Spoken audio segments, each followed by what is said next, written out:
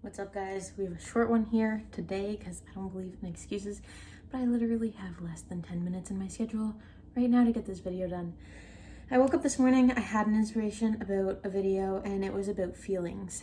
And it's how much do you actually want to feel your feelings versus not feel them and move through them. That way you can continue on. And I'm going to explain exactly what I mean, because sometimes when you say it that way, people are like, oh, not sure about that. So let me explain a story first. I went into therapy once. I told her, I was like, you know what? I have just this negative energy that I really want to get rid of, and I don't know where it comes from, and I need some help. So I started telling her a little bit about myself and my story, my experiences.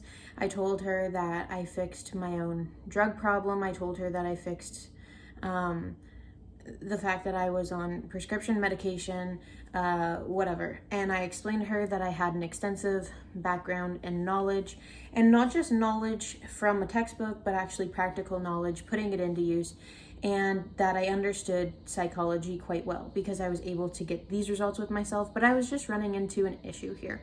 And so I wanted some help.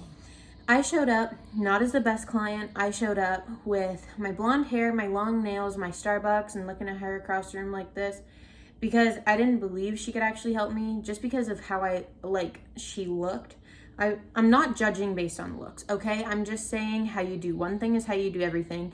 And this person wasn't particularly put together, so I'm like, what are you gonna teach me about life? You can't even get yourself ready in the morning to come in here.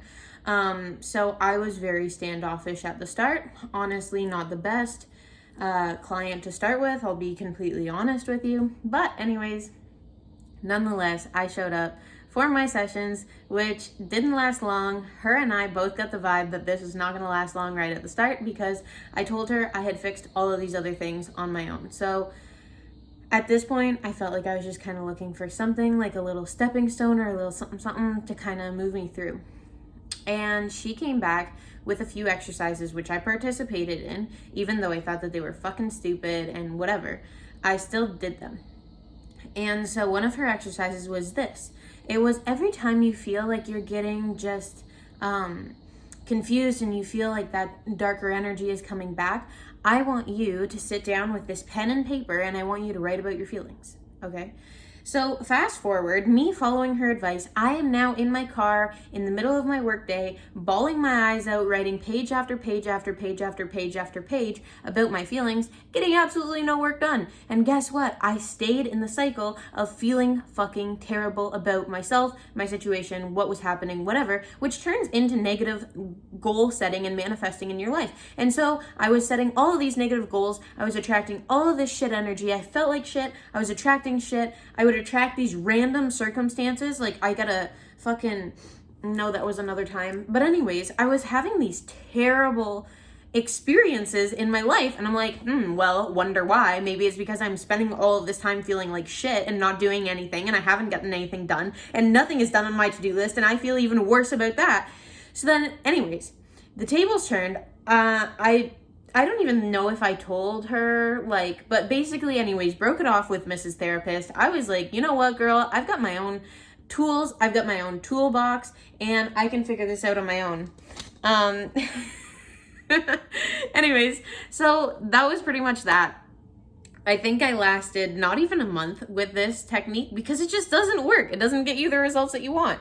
And so, anyways, all that to say, you need to have your non-negotiables. You need to have your program in your life. Yes, you need to feel your feelings while you're going through them, and you need to be able to acknowledge them. I feel like I'm speaking to her soul right now.